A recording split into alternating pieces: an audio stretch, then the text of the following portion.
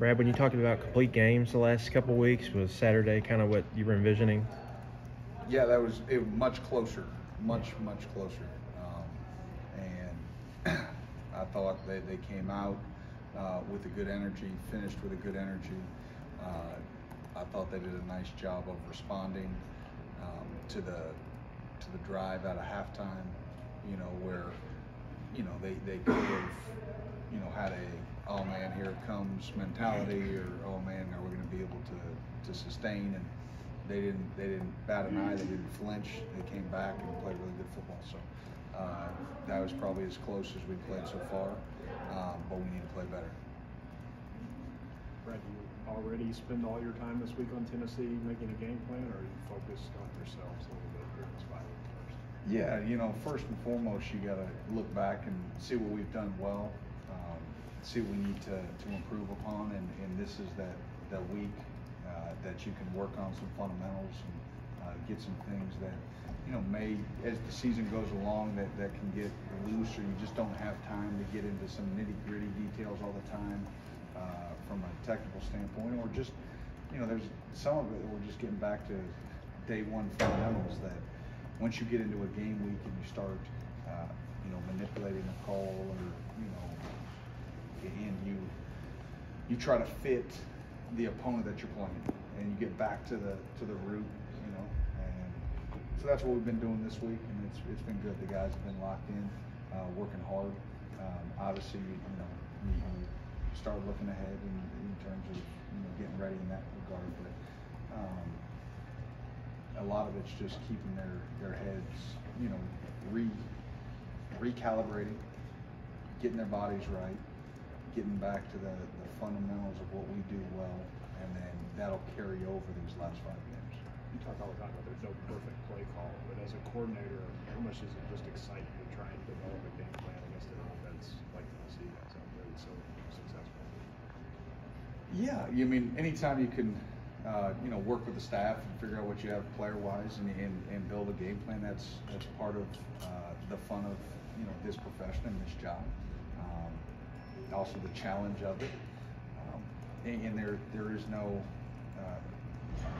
perfect blueprint for any offense that you face, any team that you face, and especially the one that we'll face next week, and we'll talk about that later. But they're obviously operating at a high level right now, and we've got a really big challenge. But the focus right now, and it's on us, and let us get back to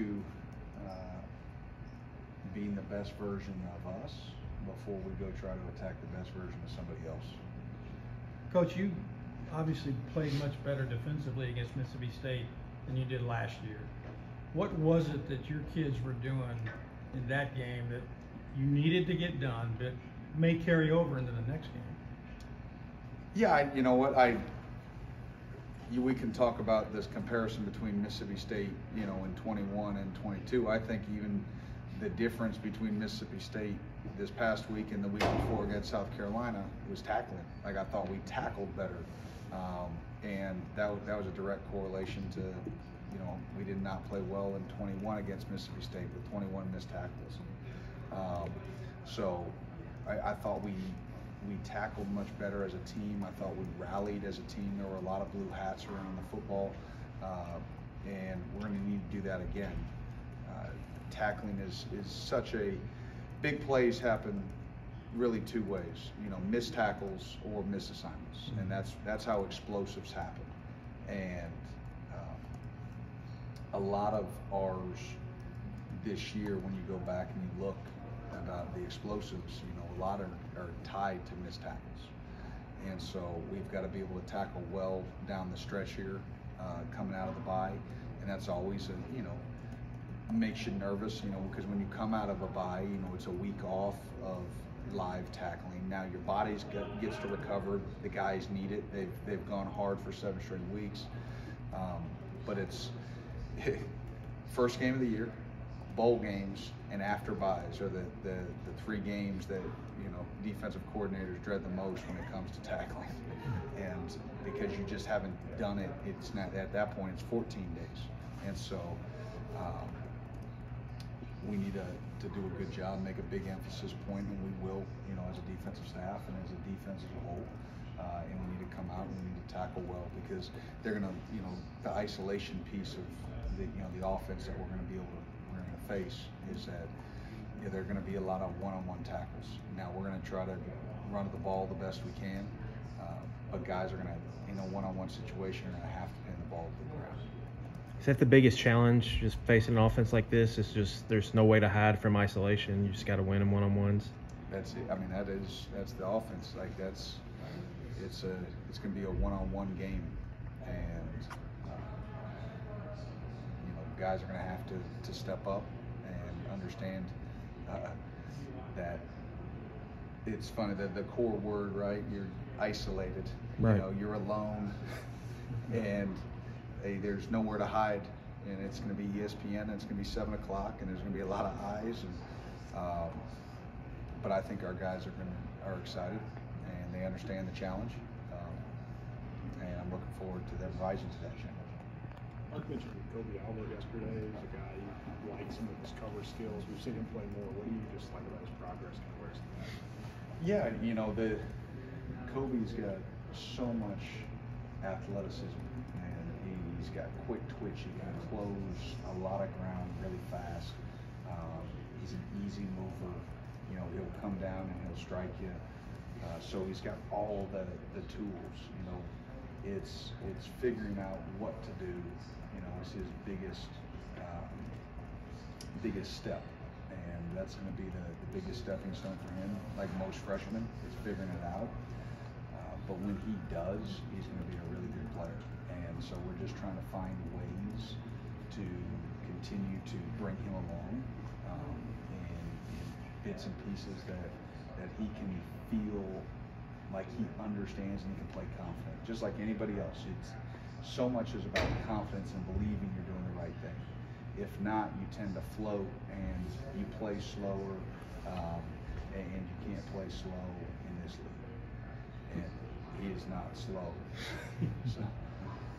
Looked like you had some sets with Dion out there down and everybody else standing up, some exotic type. Does he allow you to do that, or? It's a little bit of both. I mean, obviously you have to have the personnel that allows you to do it.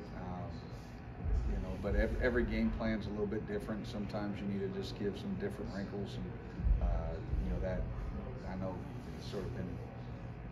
A couple of people have asked me about it. I didn't even think of it as anything all that out of the ordinary, because we've done those things before in the past with different people. I think it just maybe stands out because Dion's like a small house in there, but no, that's part of what we have in our package.